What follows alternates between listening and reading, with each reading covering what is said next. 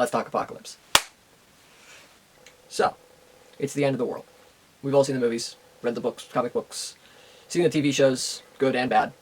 You think you have a plan in place. You think you know, alright, yeah, right, the end of the world is coming, or end of the world started. I'm gonna get in my car. Fuck, you've thought about private islands, you've thought about going far north, northern Canada. Fuck, what do I have to deal with? Moose? Good enough. You're not gonna be any nuclear fallout zone. You're not going to be around the general public where if it's a zombie type infection, let's say, the infection will spread rampantly. You are safe. Nobody's around. Nobody to fuck with you. Hell, maybe you decided I'm going to pick up all my friends and we're going to just hightail it out of here. Sure. Great idea. But it's got a few holes. Alright? End of the world. We're talking end of the world here. We're talking shit hits the fan. That's whenever something extreme happens that tells you, okay, it's time to get the fuck out of here. I live in a major city. I'm sure anybody else who lives in a major city thinks every day, what would I really do if, somebody, say, decided to bomb my city? Like, I live in the nuclear fallout zone. It's a 50-mile radius, and I am in it. And it is not, day-to-day, a very pleasant thought to have. But say that your city is not the one that gets blown up. Say you're just Portland on the map, and New York, well, New York's gone. You're gonna think, okay, all my friends, all my family live, driving distance. Maybe you have some that don't, but those aren't the main concern right now. You're thinking about your brother, your sister, mom and dad, your best friend from high school. You're thinking, well, I'm gonna go get them all together and we're just gonna drive out of here. We're gonna head north. Hell, you live in Portland, you might want to head up to Alaska, sure. But, truth is, getting everybody together, going on this wild ride, plans change, and that's mainly because you can't plan for the unexpected. Things are going to happen. Maybe your friends, maybe your family, maybe your loved ones, they have other ideas. You go to pick them up at their place, and turns out they're not even there.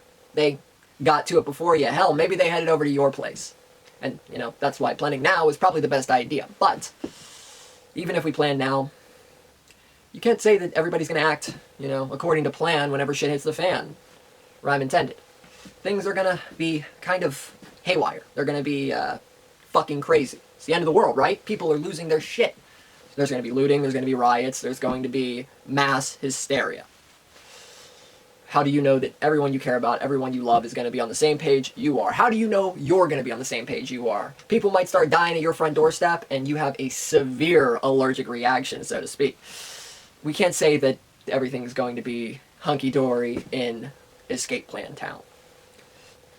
That's why I think when it comes down to it, you can stockpile all the resources you want, you can get all the guns you want, all of the ammunition to go with them, you can prepare all you want, you can have everything ready, you can have a go bag, you can have stockpiled food in your closet, but when it comes down to it, survival in the long game, if there's no end to it, if we're saying the world has ended, there's no, a little pandemic or a little nuclear war, and then things can go back to normal, if we're saying things are really over, humanity as it was for the past thousands of years is done, then might I suggest an idea.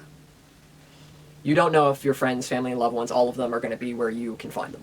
And if you are the type of person that doesn't have a lot of people and wants to say, fuck it, what do I have to lose? And you're going to go off on your own, which I only suggest if you're not as concerned about long-term survival. As, lone wolves are raiders, sheep for the picking. You're not going to be anything special if you're out there on your own. My advice, like we do in the United States with our military, you should enforce an end-of-the-world buddy system. And this is where it's going to get a little weird for your buddy. Now, obviously, you're watching this video. They may be too. You might be meant to be. But if you're not, and you have to go to them and, tell them this plan, probably going to give you a second glance before answering. So, much like the proposal of marriage, when you come along and you find somebody that you believe you can spend the rest of your life with, this person and only this person, I think it's in your best interest to go to them and tell them a few heartfelt words. Following those heartfelt words, I think it is important to tell them your intentions when it comes to shit finally hitting the fan, which, in my eyes, inevitably probably will. Tell them, listen, I like you, I think we see a lot of things similarly. I think we get along very well. I enjoy your company. I was wondering if you were available to be my end-of-the-world buddy. And when they ask, well, what that may be, you tell them that an end-of-the-world buddy is somebody that, whenever shit hits the fan, you already have a plan in place. You both go to a neutral location between both of your homes, preferably in your own respective vehicles, and from that point on, you travel to wherever you agree is the safest location to go during an apocalypse. Sure, you may make friends along the way, but making friends as a duo is safer, and making friends as a duo is easier because, I'm sorry, men or women traveling alone look like one of two things. They look like a raider's trap, or they look like easy prey. Two people traveling together shows that you can work well with others, and that when it comes down to it, you are pretty good at keeping somebody else alive along with yourself. It shows that you are responsible, that you are good at managing your resources, that the end of the world wasn't because of someone like you. Because the reason for the end of the world is people who never really knew how to get along when it comes down to it, whether it be bombings, whether it be viruses generated in a lab, whether it be... fuck. It's people getting fed up with the way things are. When it comes down to it, the end is based on people not really getting along. And if we don't get along, then chances are we are actually doomed.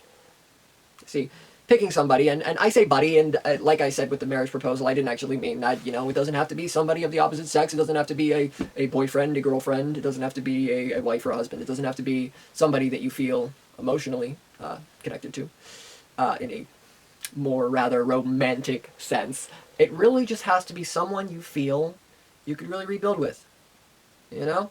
You get what I mean. Somebody who you feel you could trust scavenging, somebody who's not going to turn on you, somebody who's not going to sell you out or turn their back on you, somebody who will actually value your survival as much as their own, and it is vital that you reciprocate.